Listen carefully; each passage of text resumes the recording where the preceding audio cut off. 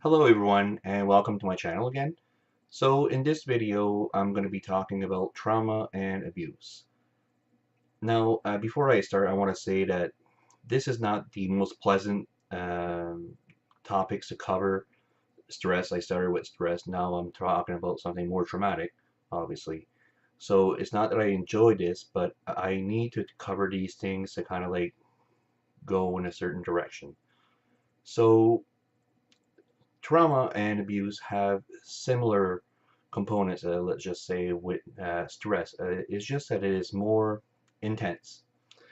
And because it's more intense, it leaves bigger imprints on our consciousness or in our behavior. So these things obviously have impacts on anxiety, depression, feeling fear or anger.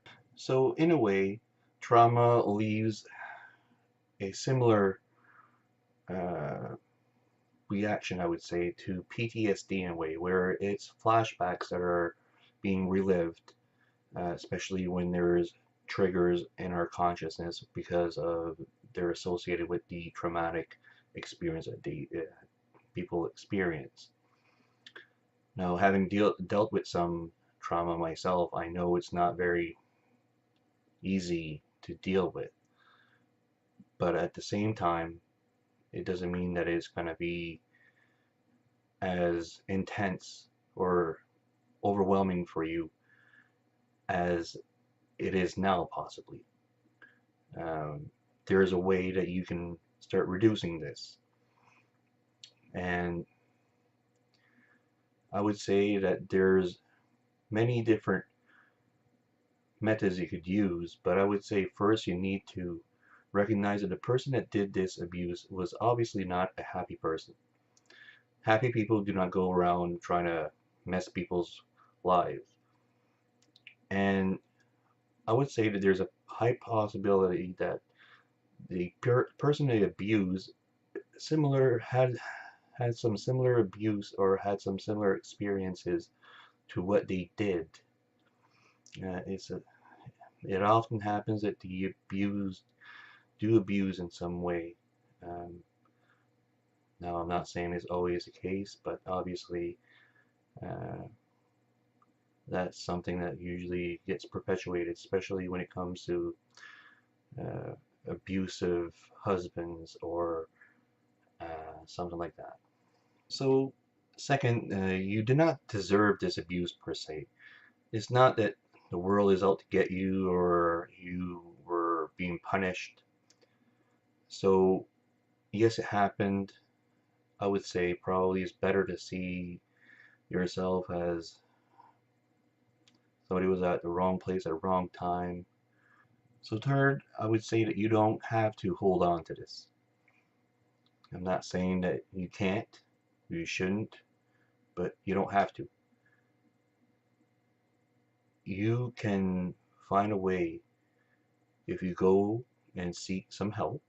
You talk to people, make sure you don't bottle this. But so back to dealing with this, go talk to someone you trust, a professional, can be a close friend, or just somebody you trust. You don't have to go at this alone. You can just being able to talk about it has the ability to kind of like release some of that tension in the grip. So there are some people that have experienced much worse than what we have, and they were still able to live a happy life. Now, don't you want to be one of them? You can do it because there, like I said, there's people that have experienced much worse than we have that are able to say that they are happy. Learn from it, move on, and find a way to be happy. That's the best revenge. If you want to have revenge, that's the best revenge you can have, isn't it? Now there's something I'm going to say that basically is for people that are bold here and really brave. So there's a way where you can start exploring and digging into the emotions that are felt when the abuse triggers a flashback. You can explore and find components or feelings that are in this abuse or the trauma. And as you start exploring and figuring out and seeing the different components, then eventually it becomes much more freeing for you. It loses, it loosens the grip that it once had on you. So the more that you explore, the more you will find out, the less intense and less of a impact it'll have on you. You'll start to have some control and to regain some confidence, because look at what you just did. You confronted something that was huge, and that's real self-confidence.